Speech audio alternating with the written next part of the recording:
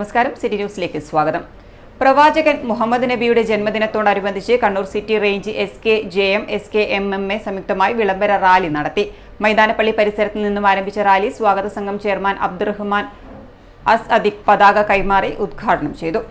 Range പരിധിയിലെ തെരഞ്ഞെടുക്കപ്പെട്ട ദഫ് scout ടീമുകൾ, 400-ലധികം വരുന്ന മദ്രസ വിദ്യാർത്ഥികൾ, 100ഓളം അധ്യാപകർ, മാനേജ്മെന്റ് പ്രതിനിധികൾ, SKSSF, SKSBV പ്രതിനിധികൾ എന്നിവർ റാലിയിൽ അണിചേർന്നു. വർഷങ്ങളായി നടന്നുവരുന്ന റാലി വളരെ അച്ചടക്കത്തോടെയും സംഘടനാ മികവ് കൊണ്ടും ഏറെ ശ്രദ്ധിക്കപ്പെട്ടു. ഈ വർഷത്തെ ആദ്യ നബിദിന വിളംബര റാലി കൂടിയാണ് കണ്ണൂർ സിറ്റിയിൽ നടന്നത്. കാലാവസ്ഥ പ്രതികൂലമാകുമെന്ന് ആശങ്കയുണ്ടായിരുന്നുവെങ്കിലും മഴ മാറി നിന്നത് റാലിക്ക് ആശ്വാസമായി. വഴിയോരങ്ങളിൽ നിരവധി പേരാണ് റാലിയെ വരവേറ്റത്. റാലി കണ്ണൂർ സിറ്റിയിലാണ് സമാപിച്ചത്. ജില്ലാ SKMMA ട്രഷറർ അഷ്റഫ് ബംഗാളി മുഹല്ല, സ്വാഗത സംഘം ചെയർമാൻ അബ്ദുറഹ്മാൻ അസ്അദി എരുവാട്ടി, കൺവീനർ അൻസീർ മൗലവി, ഡയറക്ടർ ജുനൈദ് ചാലാട്, കോർഡിനേറ്റർമാരായ റിയാസ് ചാതുലിപ്പള്ളി, MP മുഹമ്മദ് അലി എന്നിവർ സംസാരിച്ചു. City news, Kannur.